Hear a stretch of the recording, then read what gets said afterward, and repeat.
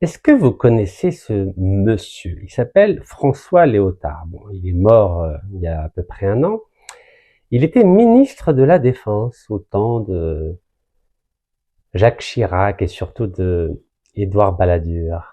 Eh oui, il a publié un livre il y a quelques années qui s'appelle Ça va mal finir. Vous savez que ce monsieur était un grand connaisseur des rouages de la politique française. Vous savez qu'en tant que ministre de la Défense, on sait beaucoup de choses que l'opinion publique ne sait pas. Et ce titre pourrait symboliser la relation actuelle entre Alger et Paris. Est-ce que ça va mal finir? Je vais simplement vous citer deux phrases de ce livre. D'abord, la quatrième de couve. Regardez ce qu'il y avait marqué. Ça va mal finir, et François Léotard disait « J'ai voté Nicolas Sarkozy, mais je dors mal depuis ». Si on devait faire un parallèle avec la période actuelle, on pourrait dire que certains décideurs algériens ont voté pour Emmanuel Macron, mais ils dorment mal depuis. Et je vais étayer mon propos. Allons-y, bismillah, page 30. Vous savez, quand on est aux États-Unis, on a le temps de lire. Vous savez, on est loin de la prison, loin des problèmes judiciaires. Alors on dit ce qu'on veut sur Donald Trump, mais Donald Trump, il me laisse venir et rentrer sans aucun problème avec un passeport algérien. Allez, allons-y. Page 30. Il parle de l'accord secret qu'il y avait entre Sarkozy et le colonel Kadhafi. Vous savez que Kadhafi a fait une visite officielle en France, c'était en octobre 2007, il a même été autorisé à planter sa tente dans le jardin de l'Élysée. C'était le grand amour, le grand amour. Allez, on y va. Il dit, quelques semaines avant la visite du colonel Kadhafi à Paris, très exactement le 10 octobre 2007, paraissait au journal officiel français l'accord de défense entre Paris et Tripoli. À vrai dire, je ne savais même pas qu'il y avait un accord de défense qui avait été signé entre Paris et Tripoli. On parlait plutôt des contrats que la France avait signés avec la Libye à hauteur de 10 milliards de dollars. Mais dans les médias français, vous pouvez vérifier, on ne parlait pas du tout d'accord de défense. Je continue. À vrai dire, ce qui est paru au journal officiel, c'est simplement la partie émergée de cet accord, puisque de nombreuses clauses demeuraient secrètes. C'est un peu comme les accords d'Évian. Alors on parle des accords d'Évian, mais les clauses secrètes, personne n'est au courant jusqu'à ce jour, et pourtant ça fait 63 ans. Ces clauses secrètes seront au mieux découvertes par nos petits-enfants. C'est pas moi qui le dis, c'est l'ancien ministre de la Défense français, François Léotard. Alors, vous savez, François Léotard a dû arrêter la politique parce qu'il était impliqué dans un scandale, c'est l'affaire Karachi. Vous pouvez regarder sur Internet. Je poursuis. Par la grâce de ce contrat à haute valeur morale, signé par notre président, c'est-à-dire Nicolas Sarkozy. Écoutez bien cette phrase, elle vaut son pesant d'or. La Libye devenait ainsi le 9e pays dans le monde bénéficiant d'un tel lien avec la France, ce qui impliquait une aide militaire de la France en cas d'agression. Vous imaginez? En 2007, la France a signé un accord de défense avec la Libye pour dire que si la Libye était menacée, la France devait lui porter assistance militaire. Incroyable. J'avais jamais vu ça. Donc, en cas d'agression, la France devait aider la Libye.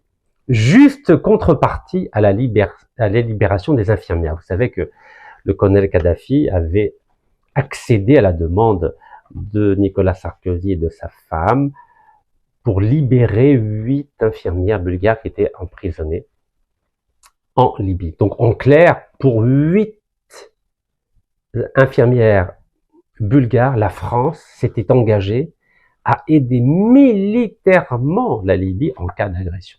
Mais vous avez vu que 4 ans plus tard, à peine, lorsque la Libye a connu son printemps arabe, la première chose qu'a faite la France, c'est de ne pas respecter cet accord de défense avec la Libye, et au lieu de prêter assistance militaire à la Libye, Elle a plutôt envoyé son armée, l'armée de l'OTAN, pour détruire le régime du colonel Kadhafi, détruire la Libye et massacrer le peuple libyen. Comme disait l'ancien président français, ce Jacques Chirac, les promesses n'engagent que ceux qui y croient. Je répète parce que c'est une formule qui fait date aujourd'hui. Les promesses n'engagent que ceux qui y croient. En clair, oui, vous pouvez croire aux accords, aux traités de défense, mais la France, elle ne respecte rien. Rien du tout. Si ses intérêts changent, les accords qu'elle a signés précédemment avec des pays maghrébins, nord-africains ou arabes, ça vaut zéro. Ça vaut rien. La preuve, c'est pas moi qui le dis, hein, c'est l'ancien ministre de la Défense français, Monsieur François Léotard. C'est pas Rachid Nekaz. Bon, ok, vous me prenez pas au sérieux, malish. Mais ce monsieur, c'est un homme sérieux. Ancien ministre de la Défense. De Jacques Chirac, sous Édouard Balladur. Eh oui. Les Français ne respectent rien. Rien du tout. Ni convention d'extradition, ni convention judiciaire, ni accord de défense. Ouello, même pas les accords de 68 entre l'Algérie et la France. Non, ils respectent rien. Parce que pour les Français, les Africains, les Arabes, les Berbères, les Kurdes, c'est rien, c'est des indigènes pour les Français. Les Français ne respectent rien. Alors je reviens à ça va mal finir. Et oui, la question se pose. Est-ce que ça va mal finir entre la France et l'Algérie, entre Emmanuel Macron et Sir Abdelmajid Tebboune? Vous vous en souvenez? La une de Marianne il y a quelques mois. Algérie, le chantage, ça suffit. Donc à l'époque, les médias français considéraient que c'était l'Algérie qui faisait du chantage à la France. Mais vous avez vu que ça s'est retourné. Maintenant, c'est la France qui fait du chantage à l'Algérie. La preuve, ils ont arrêté il y a quelques jours et mis en prison un agent consulaire algérien, c'est-à-dire un diplomate algérien. Alors, à l'époque, quand ils mettaient des TikTokers en détention ou en rétention, on disait, mais allez, je sais rien, un TikToker, il n'a pas de papier, un clandestin. Et là, on parle de diplomate algérien. Et vous avez vu que notre ami François Léotard a bien dit que l'accord de défense qui était signé entre la France et la Libye, qui devait permettre à la Libye d'être protégée militairement par la France, et il disait que la Libye faisait partie des 9 pays qui avaient cet accord privilégié, c'est-à-dire la protection militaire française. Vous avez vu qu'il ne s'est rien passé. Canoualo. La France, au lieu de protéger la Libye, a détruit la Libye. Réfléchissez bien. Donc, alors, le chantage. Oui, le chantage, c'est la France maintenant qui dit, allez, ça suffit maintenant. C'est moi qui vais faire du chantage à l'Algérie. Et si vous n'êtes pas content, c'est pareil. La Libye, on lui a dit qu'on allait protéger la Libye, hop, on l'a détruite. Allez, c'est parti. À qui le tour? Est-ce que c'est au tour de l'Algérie maintenant? Parce que vous savez que la France est une puissance atomique. Et oui, la France fait partie du Conseil de sécurité des Nations Unies. La France a le droit de veto. Et ne croyez pas que la Chine ou la Russie vont aider l'Algérie. On a vu ce qu'ils ont fait par rapport aux BRICS. Vous savez que ni la Chine ni la Russie n'ont aidé l'Algérie à faire partie des BRICS. On ne peut faire confiance à personne aujourd'hui. Ni à la France, ni à la Russie, ni à la Chine, ni à personne. Ouello. Qu'à nous-mêmes. Qu'à nous-mêmes, à nos décideurs, à nos diplomates, si tant est que, évidemment qu'ils aient le niveau des années 80, puisque c'est pas du tout évident, du tout évident. Vous savez que, vous connaissez Abdelaziz Bouteflika, Allah yarhamou. Vous savez que j'avais publié un livre en 2018. Comment ça s'appelait? La dictature Bouteflika sous protection française. Under French protection. Et oui, à l'époque, vous m'avez dit, mais comment tu peux dire ça? Nous, on a un drapeau, masha'Allah, on a des présidents, on a des ministres qui sont patriotes, qui défendent l'Algérie. Ah oui, ils défendent l'Algérie. Quand je dénonçais les biens mal acquis des Saïdani, des Bouchouareb, des Outradour, des Shakib Khalil, vous vous souvenez ce que vous disiez sur moi? Mais Rachid, comment tu fais? Comment tu oses insulter dénoncer des ministres algériens. Regardez le résultat. 20 ministres algériens, dont 3 anciens premiers ministres, Sellel, Ouyahia et Bedoui, sont en prison aujourd'hui. Alors, qui avait raison, vous ou moi? Je vous ai dit à l'époque que le régime Bouteflika, Meskin Bouteflika, depuis 2012, il gouverne plus rien. Vous vous en souvenez, en mai 2012, à Steph, il avait dit « Tabjnani », en gros, mon temps est passé.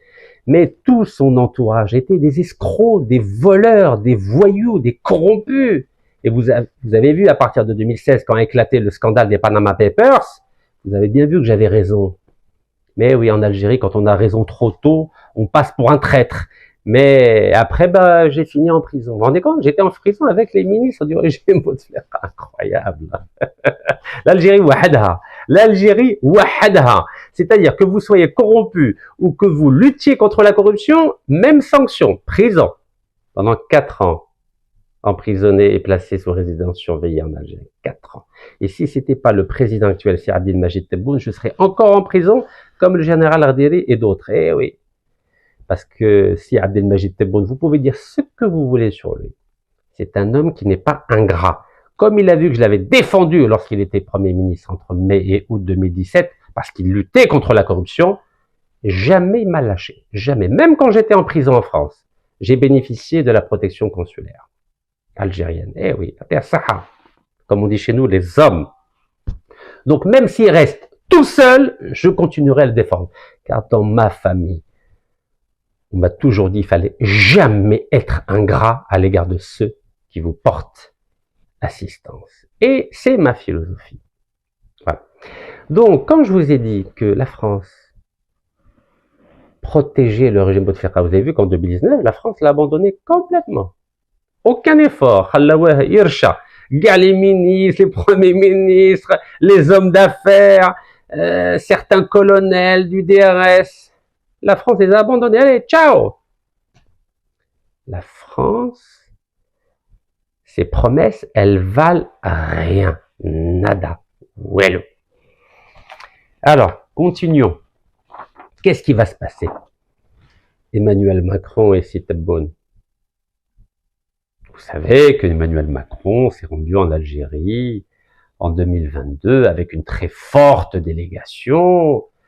Il y a eu des promesses qui ont été faites et l'Algérie a été généreuse avec la France. Vous le savez, hein?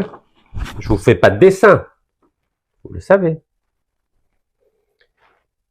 Et vous avez vu ce qu'a fait Emmanuel Macron le 30 juillet 2024. La promesse qu'il avait faite au président Abdelmajid Tebboune d'être neutre, de rester neutre dans le dossier du Sahara occidental, il ne l'a pas respecté. De la même façon que Sarkozy n'a pas respecté sa promesse à l'égard du colonel Kadhafi, Rabbi Rahmou, quand il a signé un accord de défense où il devait prêter assistance militaire à la Libye en cas d'agression. Wallo. Vous ne pouvez pas faire confiance aux Français, à l'État français. Ne rêvez pas, ne rêvez pas. Et déjà depuis 1830, lorsque le général de Bourmont, celui qui avait envahi l'Algérie en 1830, avait dit aux dés d'Alger, ne vous inquiétez pas, on n'est pas là pour vous envahir. Non, non, on est là simplement pour vous protéger. Et vous avez vu ce qui s'est passé, ils sont restés 132 ans. Donc si on n'a toujours pas retenu la leçon de 1830 avec le général de Bourmont et le dé d'Alger, c'est qu'on n'a rien compris.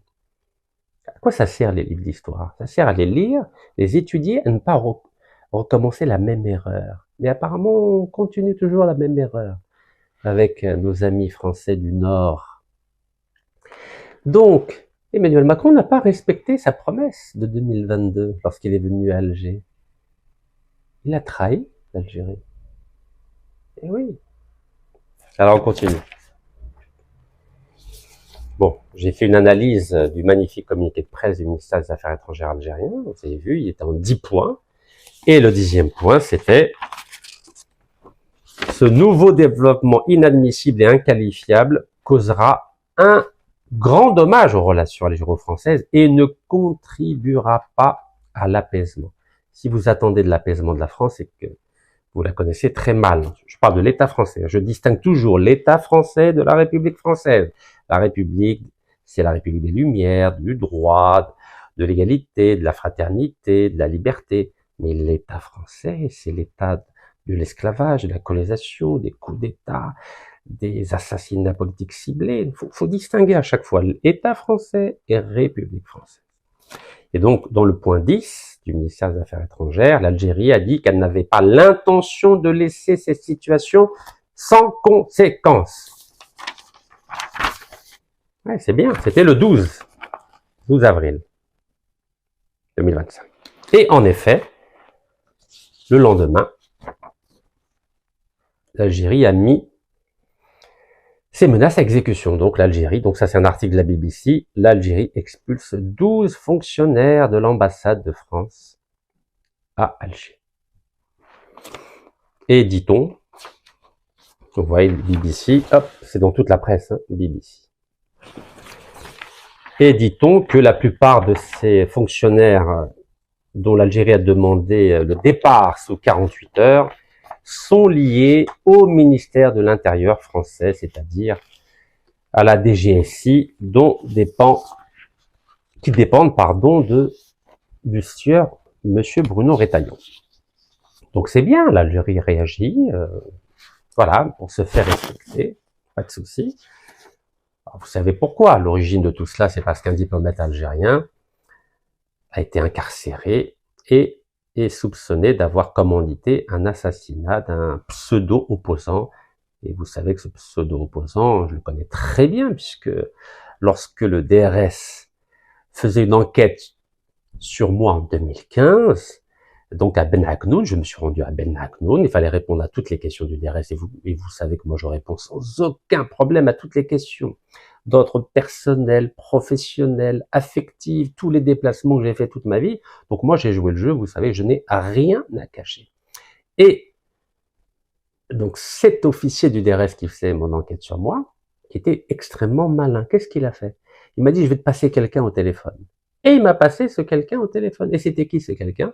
Et c'est la personne qui est à l'origine du scandale. Et je lui dis, mais oh, qu'est-ce qui se passe? Il me dit, je te raconterai plus tard. Et c'est là où j'ai compris. C'était un élément d'une partie des services algériens. Et les Algériens sont très intelligents. Et vous savez pourquoi il a fait ça, l'officier? Pour le griller à mes yeux. Et comme il sait que je ne mens pas, vous connaissez ma réputation en Algérie, je ne mens pas. Je ne parle toujours qu'avec des preuves. Donc l'idée, c'était de le griller à mes yeux, de façon à ce que si un jour, ce personnage devait jouer à cache-cache, eh ben, je le grillerai. Et c'est ce que je fais aujourd'hui, après 10 ans. Et vous savez que ce monsieur, c'est lui qui a mobilisé les jeunes qui le suivaient pour dire « Attention, ne suivez pas Rachid Al-Moradiya ». C'était le 29 mars 2019. Vous vous en souvenez? J'avais proposé aux jeunes Algériens d'amener des dates et d'aller à Al-Moradiya. Et j'avais proposé à Al-Moradiya qui prépare du thé et ainsi, gentiment, calmement, aller se produire un changement pacifique en Algérie. Vous savez qu'à l'époque, il n'y avait personne à Al-Moradiya, puisque le président était politiquement mort. Ben, il n'existait pas, Fouad Aziz Bouteflika, vous le savez, il était à Zeralda. Mais comme c'était un agent de ce clan du DRS qui adore la France, et oui, il adore la France, ce clan-là, vous le savez bien. Je dis bien une partie du DRS. Donc leur objectif, c'était surtout pas que ce changement pacifique puisse avoir lieu.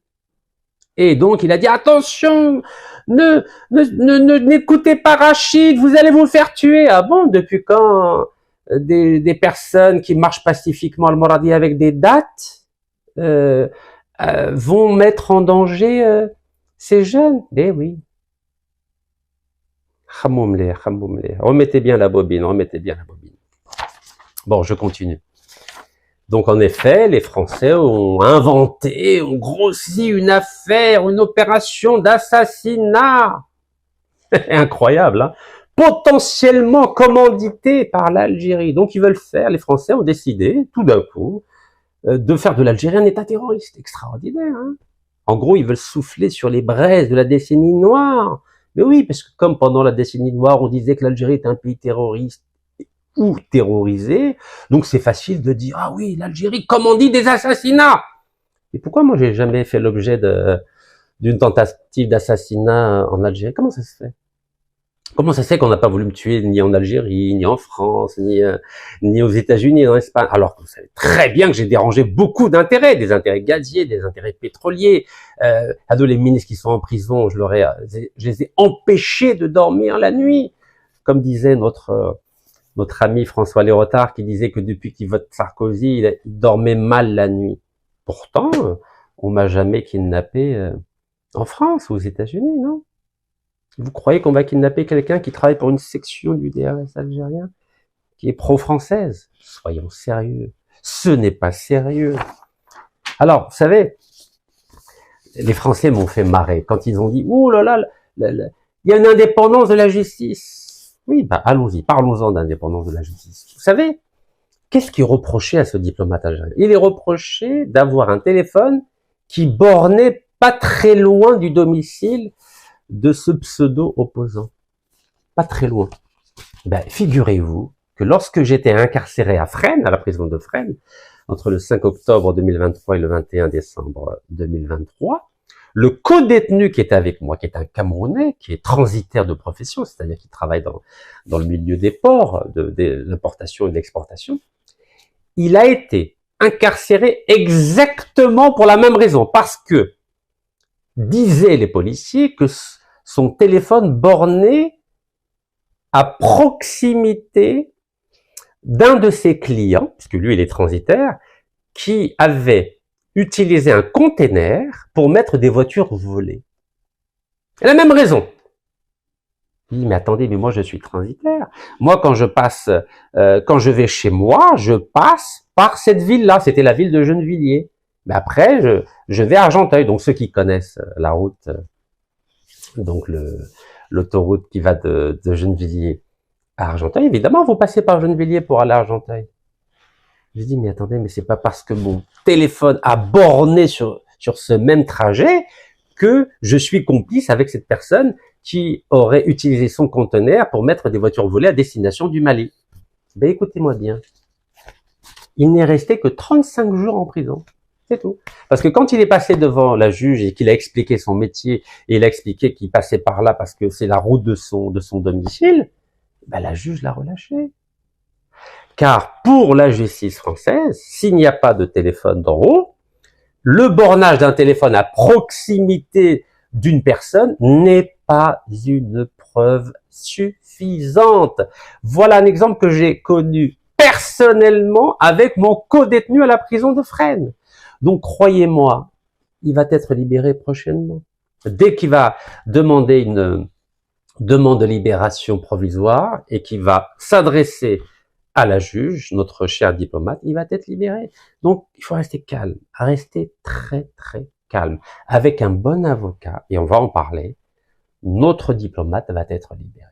Vous pouvez être sûr et certain. S'il n'y a pas d'interférence, bien sûr, politique, avec là-haut.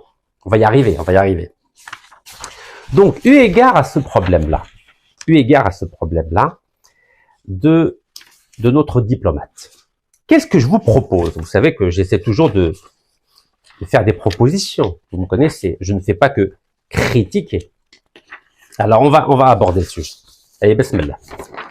Donc là, je veux simplement répondre à notre ministre français des Affaires étrangères, M. Jean-Noël Barrot. Vous savez qu'il vient de faire une belle visite en Algérie le 6 avril, puis après, ça s'est gâté, comme je vous l'ai expliqué. En long et en large, évidemment, M. Bruno Retailleau n'a aucun intérêt à ce qu'il y ait l'apaisement entre Alger et Paris, parce qu'il sera le grand perdant politique. Alors, vous savez ce qu'a fait la France lorsque l'auteur algéro-français a été placé dans la section pénitentiaire de l'hôpital Mustapha Bacha. Vous savez ce qu'a fait la France? La France a nommé un avocat pour le défendre. Il s'appelle Maître François Zimré. C'est l'avocat du génocidaire Netanyahou, qui est responsable de la mort de 50 000 Gazaouis civils et de 190 000 Gazaouis qui sont morts des suites de ces bombardements quotidiens. Famine, malnutrition, maladie.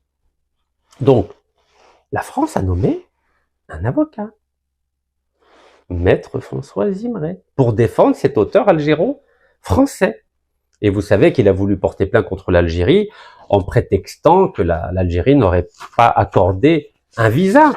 Mais moi-même, quand j'ai demandé à ce que mon avocat algérien me défende en France en octobre 2023, vous savez que le consulat de France et Alger et Oran ont refusé d'accorder un visa à mon avocat.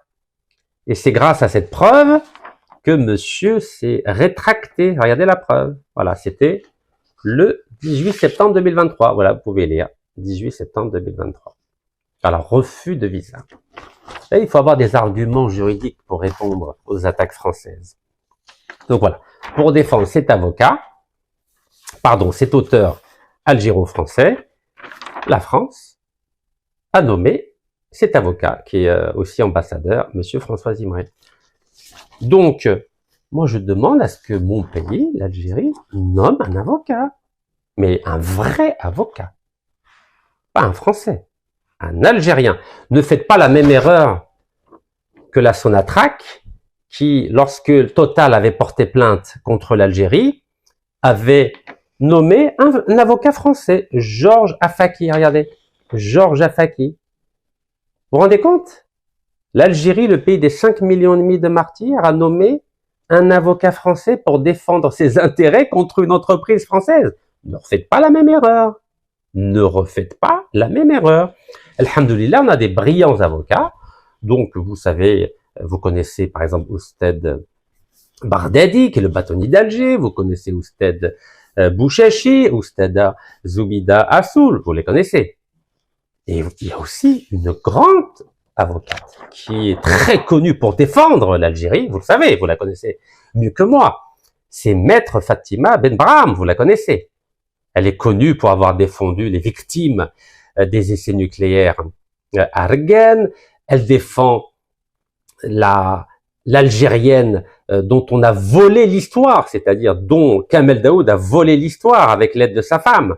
Donc, c'est une avocate extrêmement compétente, qui maîtrise parfaitement la langue française et qui connaît très bien à la fois le droit algérien et le droit français. Donc, je considère, en tant que citoyen algérien, que Maître Fatima Benbraham pourrait être une excellente avocate qui pourrait défendre haut la main et avec brio et avec talent notre diplomate aujourd'hui incarcéré en France. Pourquoi je vous parle de Oustadin Fatima Benbraham? Car aujourd'hui, la bataille, elle est médiatique. Vous avez bien vu. Mais et comme on n'a pas d'avocat, comme on n'a pas d'ambassadeur, ben oui, parce qu'un ambassadeur, c'est un avocat.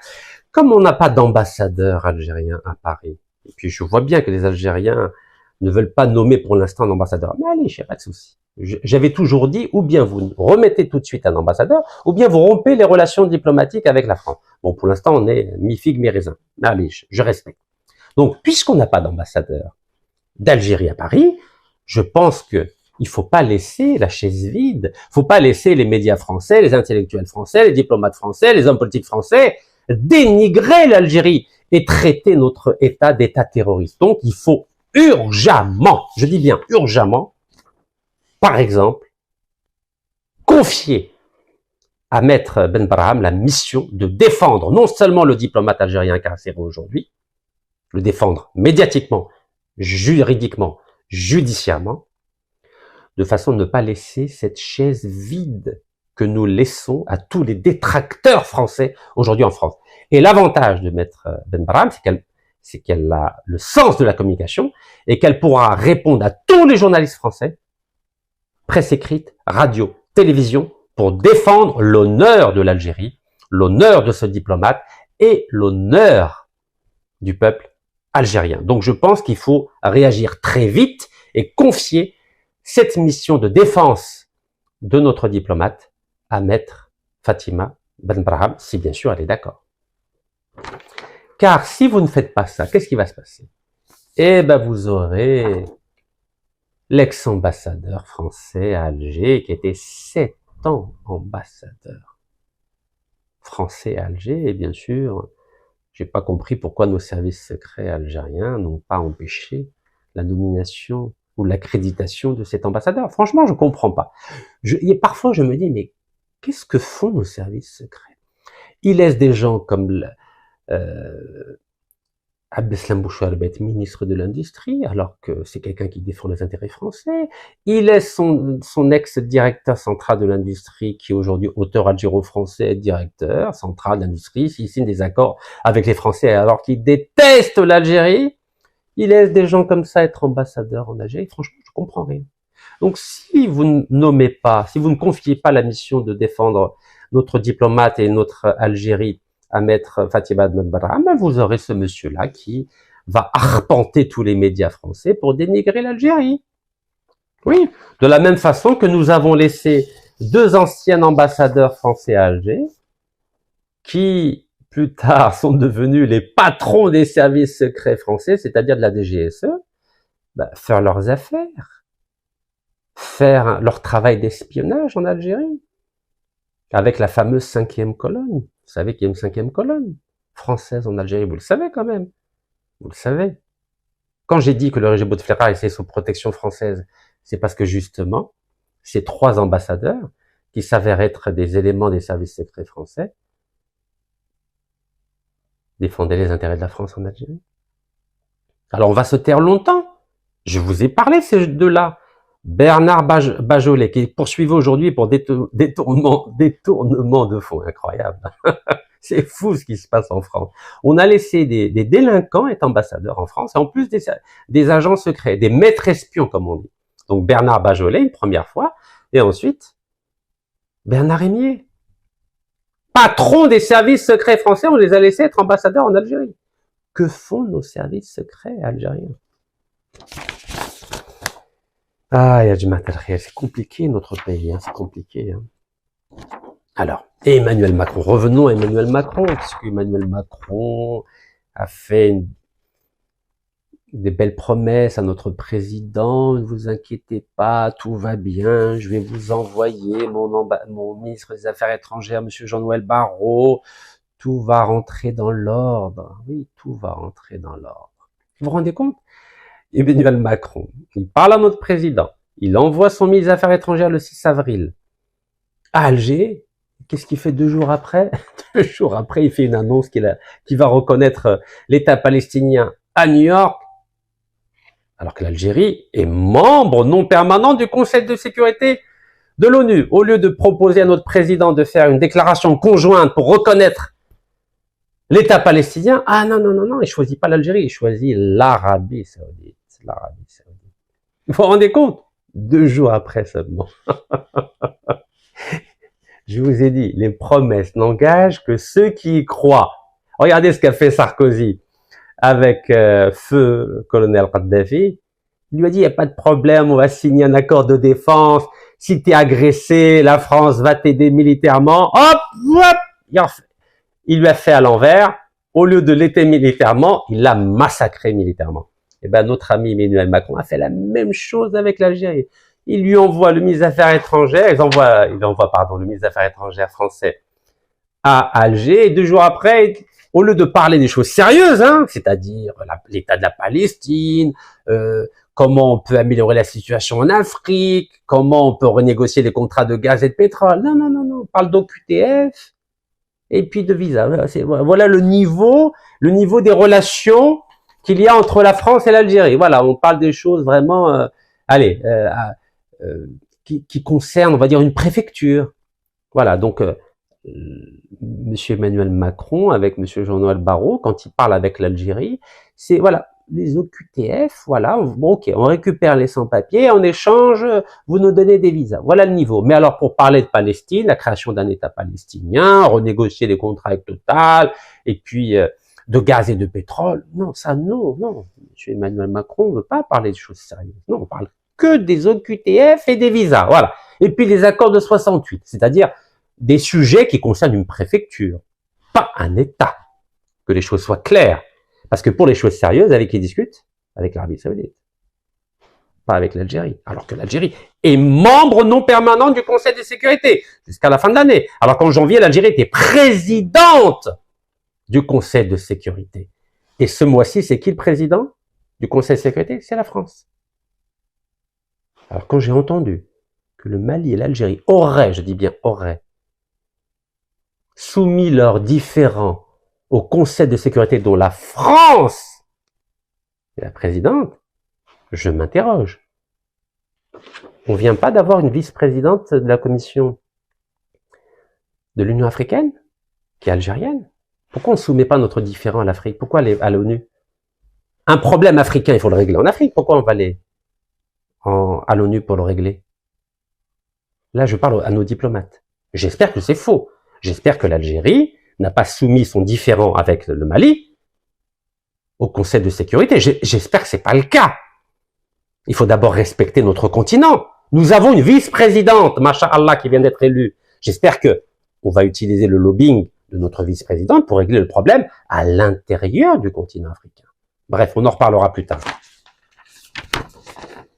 Donc, qui est le grand gagnant finalement de cette crise? C'est M. Retailleau. Parce que M. Retailleau, ministre de l'Intérieur français, a réussi à saboter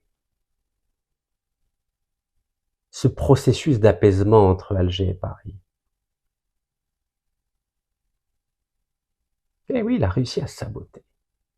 Le fait que l'Algérie ait réagi si rapidement en expulsant 12 diplomates français de l'ambassade de France à Alger, finalement, ça arrange les affaires de M. Retailleau. Comme ça, il n'y a pas d'apaisement. Cadoualo. Vous savez, si on m'avait demandé mon conseil et personne ne m'a demandé mon avis, moi, j'aurais expulsé personne. J'aurais confié la mission de défendre notre diplomate à maître Fatima Benbraham.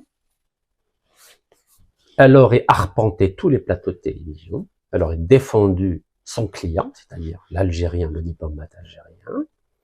Elle aurait fait une demande de libération provisoire. Je suis sûr à 100% que dans les 10-15 jours, notre diplomate serait libéré. Puisque j'ai vécu le même cas, je viens de vous le dire, avec mon co-détenu à la prison de Fresnes, pour la même histoire de bornage, devant un juge, croyez-moi, le juge va le libérer. Je suis sûr à 100%. Je n'aurais pas expulsé les diplomates français. J'aurais attendu. J'aurais fait ce que monsieur Bruno Retailleau appelle une riposte graduée. D'abord, je mets en place une offensive médiatique et juridique avec maître Benbraham, et si dans un deuxième temps, ça ne marchait pas, là, j'aurais pensé à expulser des diplomates. Faut être calme en diplomatie. Vous le savez mieux que moi. La diplomatie, c'est la stratégie du calme. Il faut être sage. Il faut avoir ce qu'on dit en arabe, le hikma. Il faut aller calme.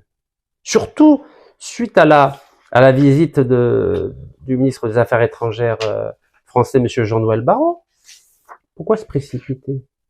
Parce que c'est lui qui va gagner dans l'affaire. Toute précipitation va profiter au sieur M. Retailleau. Non, non. Moi, j'aurais mis maître Benbraham en action, et elle va démonter tout le dossier. Comme elle l'a fait avec l'affaire de Kamel Daoud. Vous avez vu que maintenant, Kamel Daoud a peur d'aller en Algérie. Parce qu'il sait qu'en face de lui, il y a une redoutable avocate. Il faut être très calme en politique et en diplomatie. Pas de taklaq, pas de précipitation. Voilà ce que j'aurais fait si on m'avait demandé mon avis.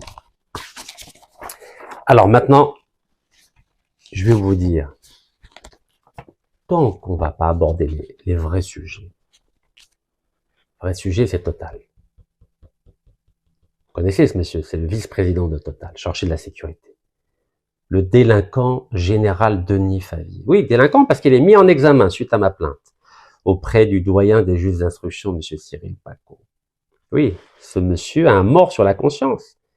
Il a couvert l'assassinat d'un militant écologiste, Rémi Fraisse, en octobre 2014. Et il vient d'être condamné non seulement par la Cour administrative d'appel du tribunal de Toulouse, mais aussi par la Cour européenne des droits de l'homme. Donc, tant que vous n'abordez pas le sujet de Total, franchement, nos moyens de pression vont être extrêmement limités. Alors, je vais vous dire ce qu'a fait ce grand monsieur, ce délinquant, parce que c'est un délinquant qui a un mort sur la conscience. Parce que tout à l'heure, je vous ai dit qu'on allait parler de l'indépendance de la justice.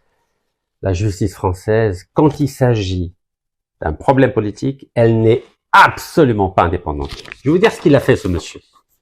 Vous savez que Total, le chiffre d'affaires de Total, En 2023, c'était 237 milliards de dollars. Vous imaginez? Chiffre d'affaires de Total. Chiffre d'affaires de Total Énergie. Là, c'est l'évolution de 2010 à 2023. Vous pouvez voir l'évolution. En 2023, c'est 237 milliards de dollars. C'est presque l'équivalent du PIB algérien. PIB algérien 2023, 247 milliards de dollars.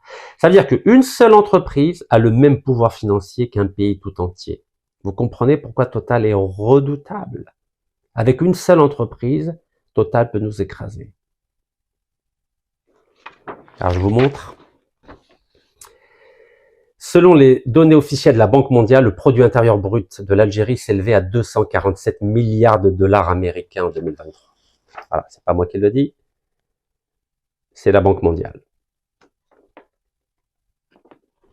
Et vous savez qu'à cause, nous on dépend beaucoup du prix du pétrole. Regardez, on fait des yo-yo en termes de PIB. Ça va de, allez, on va dire ça va de 100, 150 en 2021 au moment du Covid à 247. Voilà, 247. Donc, le pouvoir financier de Total est redoutable, redoutable. Vous savez, les Français sont pas bêtes, hein. S'ils mettent un général en tant que vice-président, ça veut bien dire que l'État français n'est pas que civil, il est aussi militaire. Et c'est-à-dire que tous les moyens militaires sont bons pour faire plier les gouvernements. Vous entendez? Il y a la façade, le président, Patrick Pouyanné, qui est un civil, mais le back-office, c'est-à-dire la cuisine, c'est le général. Un général est vice-président de Total. Et vous savez que Total avait avalé l'entreprise Elf. Elf organisait des coups d'État en Afrique, vous êtes au courant. Congo, Congo-Brazzaville, au Gabon, etc., etc. Vous savez qu'au Gabon, Total, c'est 85% de l'entreprise pétrolière du Gabon. 85! Ça veut dire que c'est la France qui dirige le Congo. Alors, je vais vous dire ce qu'a fait le général Denis Favie. Écoutez-moi bien, c'est important. Quand il était directeur général de la gendarmerie française, vous savez que la gendarmerie française, ça dépend du ministère de l'Intérieur, vous êtes au courant. Regardez ce qu'il a fait. Il a envoyé, regardez, la gendarmerie française. Il était directeur de la gendarmerie française. Il a envoyé des convocations à des locataires d'un immeuble que je gérais. Regardez la nature des convocations qu'il a envoyées. Regardez bien. Il a dit à mes locataires d'un immeuble que je gérais à Choisy-le-Roi, il leur a dit « Sans nouvelles de votre part et suivant la nature du dossier, des poursuites judiciaires ou militaires. » Je répète, des poursuites judiciaires ou militaires, c'est-à-dire c'est vraiment une dictature la France, pourraient être engagées à votre encontre. Regardez, lisez bien. Sans nouvelles de votre part et suivant la nature des dossiers, des poursuites judiciaires ou militaires pourraient être engagées à votre encontre. Et ça vient de la gendarmerie nationale. Voilà, ça c'était une des locataires. Et c'est le général Denis Favie qui a fait envoyer ces convocations à des locataires. Alors après, quand vous me parlez d'indépendance de la justice, je ris un peu jaune. Donc ça c'est un exemple, mais je vais vous citer un deuxième exemple. Vous savez, je parle toujours avec des preuves. Gendarmerie nationale, et c'est la même convocation.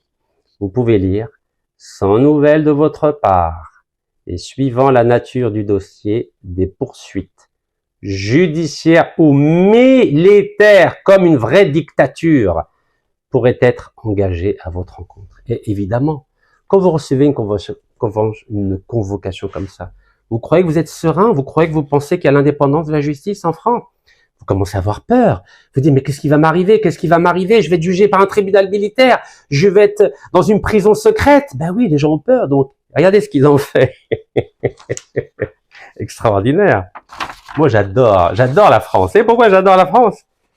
Parce que je vous ai dit, la France est comme le dieu romain Janus. Il y a deux facettes. Il y a Pile, c'est la République des Lumières, l'État de droit, liberté, égalité, fraternité, et à face, c'est les ténèbres, l'État des ténèbres.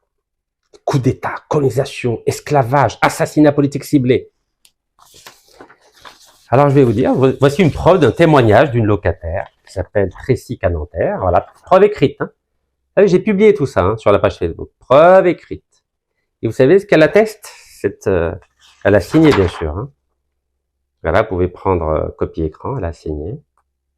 Et qu'est-ce qu'elle dit, notre Tracy Cananter? Elle dit que le 25 octobre 2013, lorsque le général Denis Favier était président de la gendarmerie nationale, regardez ce qu'il a fait. Donc, cette gendarme a été envoyée par Denis Favier. Elle a dit que M. Nekaz Rachid n'est ni le propriétaire ni le gestionnaire de l'immeuble situé au 15 rue de la Paix à Choisy-le-Roi. Elle m'a dit de ne plus payer le loyer au propriétaire mais aux impôts, et elle m'a dit que le bail de location était faux. Vous vous rendez compte? Elle m'a demandé si je voulais porter plainte contre M. Nekaz, et elle a répondu non. Elle voulait pas porter plainte contre M. Nekaz. Mais elle a fini par porter plainte, parce que Denis Favier ne plaisante pas. Car elle a dit que c'est grâce à M. Nekaz que je ne suis pas à la rue. M. Nekaz m'a signé un contrat de location sans garant. Ben oui, je crois que je vais embêter des gens qui ont des difficultés. Elle m'a dit que tous les locataires doivent porter plainte contre M. Nekaz. Regardez. C'est magnifique, hein. Vive la France. Hein. Elle m'a dit, attendez, parce que je me trompe pas. Voilà, elle m'a dit, voilà. Elle m'a dit que tous les locataires doivent porter plainte contre M. Nekaz. C'est pas beau, ça? Car il y aura un procès dans 2 mois. Car il y aura un procès dans 2 mois. Car il y aura un procès dans 2 mois. Voilà la justice française. Et elle dit, c'est la gendarmerie qui m'a emmené dans les locaux de la gendarmerie à Créteil le 25 octobre 2013 à 15h30.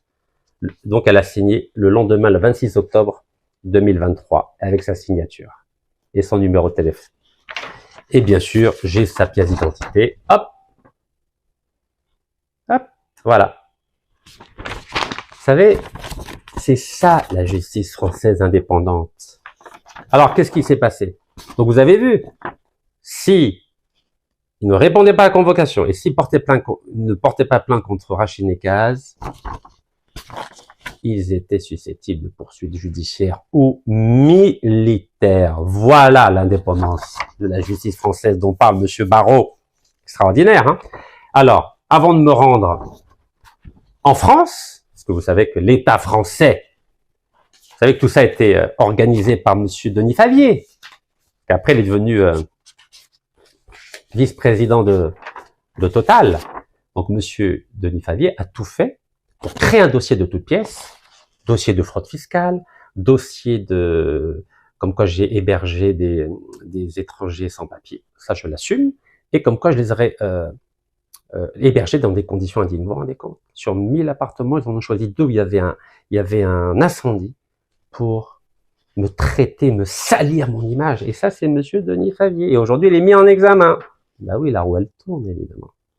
Et vous savez pourquoi il est mis en examen?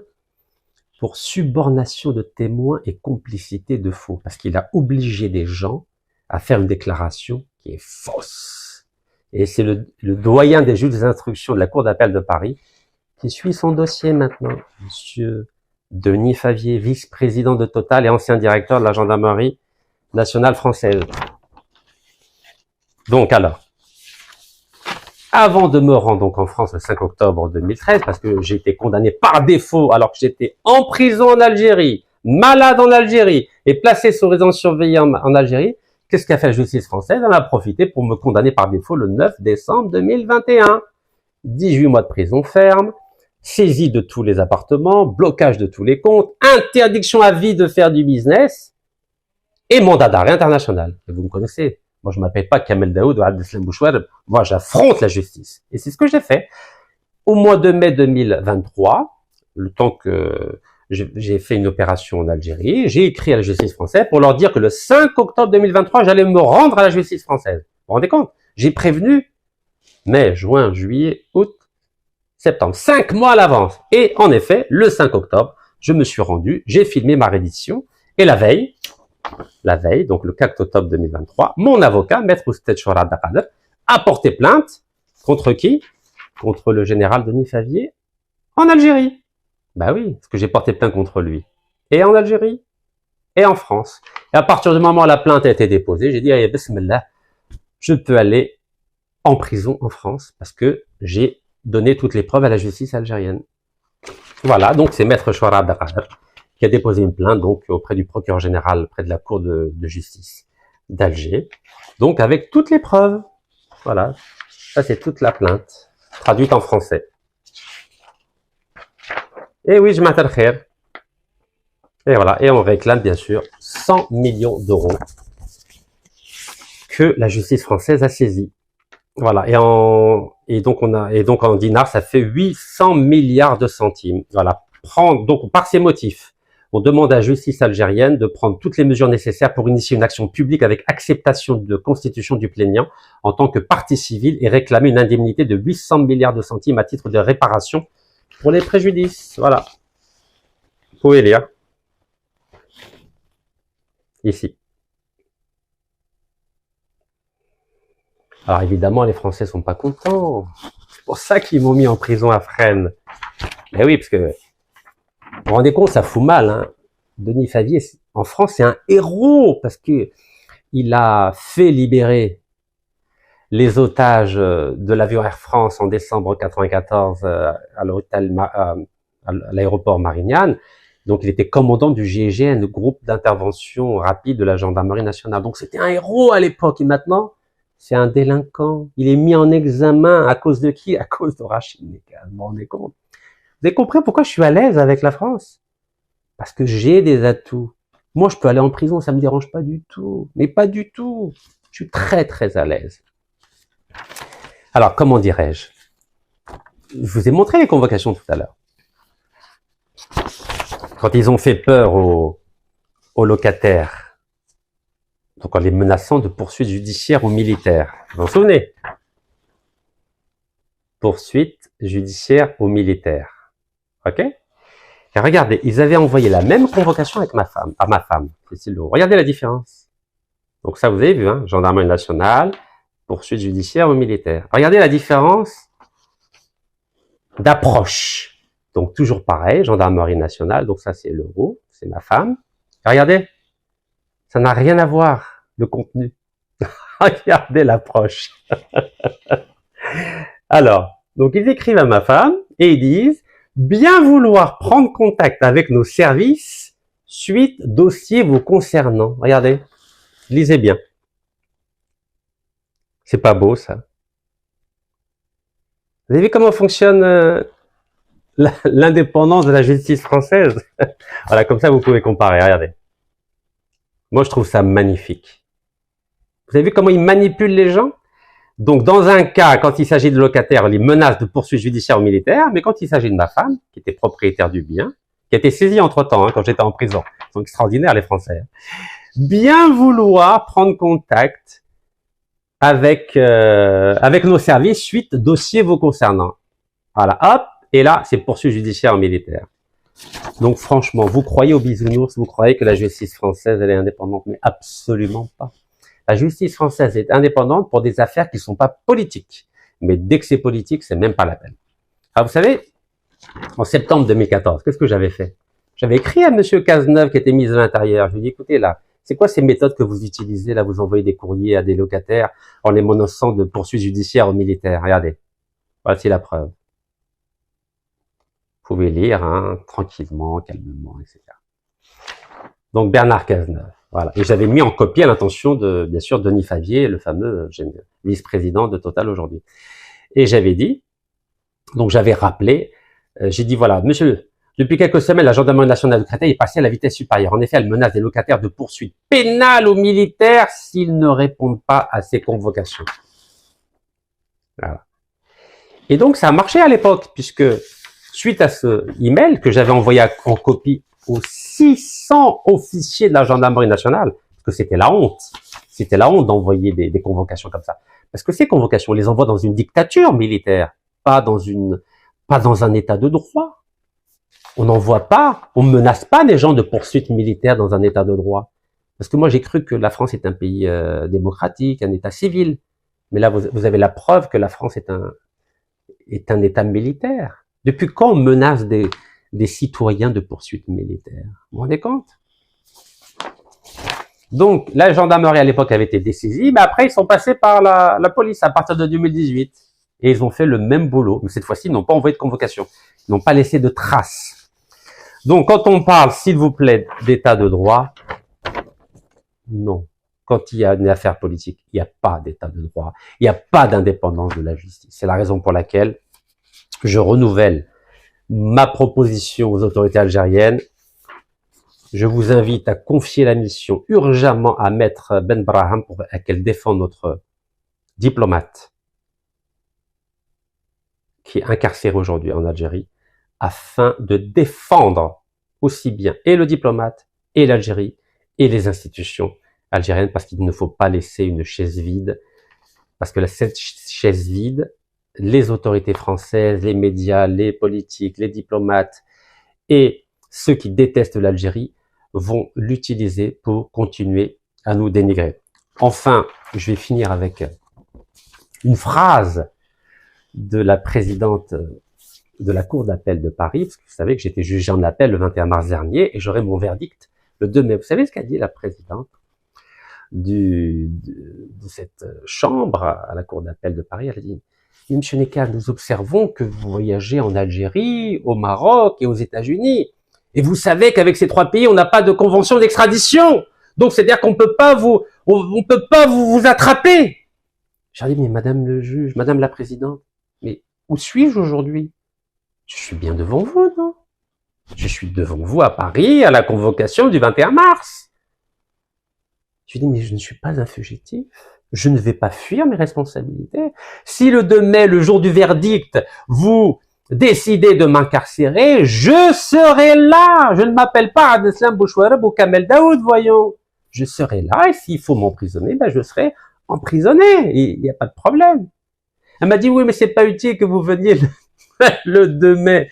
Ça, votre avocat suffit. J'ai dit: madame la présidente, je serai là le 2 mai et je prendrai un avion de San Francisco en Californie chez notre ami Donald Trump et je me rendrai à la convocation du 2 mai à 9h du matin à la Cour d'appel de Paris pour entendre le verdict et j'honorerai la promesse que j'ai faite à mon défunt papa Rabbi Rahmou de toujours garder la tête haute, défendre l'honneur de ma famille et l'honneur de mon pays.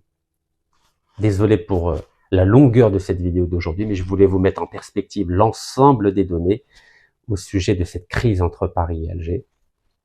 Et j'espère, Inch'Allah, qu'on gardera la tête froide et la tête haute comme nos glorieux chouhada, Rabbi Yarhamoum, et nos héros moudjahidines. ربي يطول في عمرهم إن شاء الله في يوم حي.